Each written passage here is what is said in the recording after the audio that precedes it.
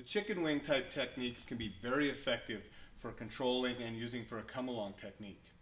I remember years ago I was working a ZZ Top concert, and there was a guy somewhere right close to the front of the stage. He threw something and he hit one of the two of ZZ Top. I was roaming around with a radio. I was called down to the pit. I got down there and they said, that guy with no shirt, he needs to go outside. He just hit one of the guys with something that he threw. So I went out from behind the barricade. I'm weaving my way through the crowd, and the guy was pretty easy to find because he was the only person who didn't have a shirt on. So as I got up to him, he saw me. He knew I was security, but he really didn't know what I was there for. And I wasn't going to mess with talking with him in the middle of the big crowd. I needed him outside and do it right now. And I used a chicken wing technique. It wasn't from the wrist grab like I just showed you. It was I had to initiate it. And to initiate the technique, you shoot the hole right through here where his arm is, wrap it up, and there you have it. Okay? It's just that easy. And in the lock-on DVDs, and actually in the second volume of the Restraint and Control DVDs, I talk about surprise being an important ingredient to successful joint locks. And that's what I had. He didn't know what I was doing, and it's just locking it up. And there I had him. I had a partner who was coming right behind me. Once I had him locked up like this, my partner took that arm. We parted the crowd with him as we took him outside of the stadium, and he was ejected from the facility for hitting one of ZZ Top with, it was a hat or something that he threw. But this technique works. I've used it, a lot of people have used it, and so now I want to make sure that we get some of the fine points so you can use it. Now, as I said, we go in here, we lock him up. Now, I see a lot of people on television, the TV show Cops, YouTube and such, and they're doing a technique similar to this, but they have their hand up here on the guy's back or his shoulder area. Now, the problem with that, now Brian's a fairly big guy, stand up, okay? I can't hold him down, and it's not creating any pain.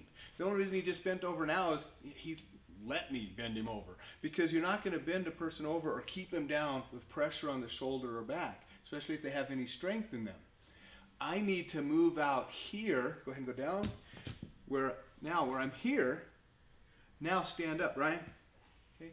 Now when he tries to stand up, because of my positioning down here toward the tricep, toward the elbow, as he tries to stand up, it's hurting his own shoulder. And that's why chicken wings are shoulder locks. And if I go this way, it torques his shoulder more and wants to put him down. Okay? More he fights, more it hurts. Okay? So never have your hand and try to control a person like that. It's just not going to work. And then people say joint locks don't work. That hold doesn't work.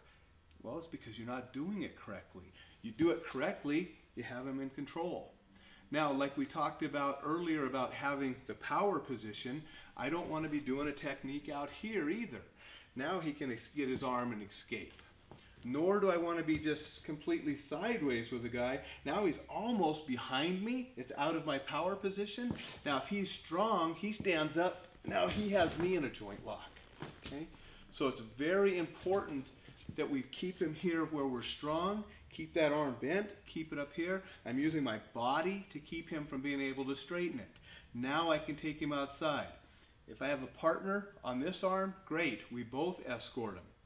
If I don't have a partner, I might grab this arm. Give me your other arm. I might hold him like this and walk him out. I might grab his head, twist his neck up like this, which makes it very uncomfortable for him, and then I walk him out this way. So there's some different ways I can grab his neck, the most uncomfortable, grab his shoulder or other arm.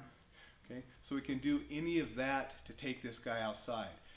You have your partner, put him in the same lock, and he's locked up, and then he's really fighting and you're still having trouble. Both of you take him down. Take him down slowly because he doesn't have an arm to catch himself, and you don't want to bounce his face off the ground, get yourself in trouble when he gets hurt too bad. So we can take him down very slowly if we have two people. If he's fighting too much and I'm having trouble and I'm by myself, I'm going to drop to the inside knee, and I'm going to take him down. So if he starts to fight and I'm having trouble, I'm going to down, down, down. I'm going to take him to the ground, take some of the fight out of him down here. And then we can do other things from there. But this is a very effective lock. I'll show it from this side so you can see a different angle. I'm still going to take the same arm, but we're getting a different view. Shooting that hole like this, grabbing here. Now, preferably, if you can, and how we teach it in Hapkido, is to take the middle finger, and there's this little notch right below the bone here. If you can grab that, that can help you pull and get it to bend. When you're doing it really fast in a violent situation, often you might miss that, and if you just get the arm and pull it up, it's going to be good enough. So we shoot that hole, grab that, pull it. This arm helps get the bend as you're spinning your body in there to lock it up and pull him in tight here. And then once you have it here, now you have the control. Let's go outside, and we're going to take him outside. Okay? So very effective and useful lock for many situations.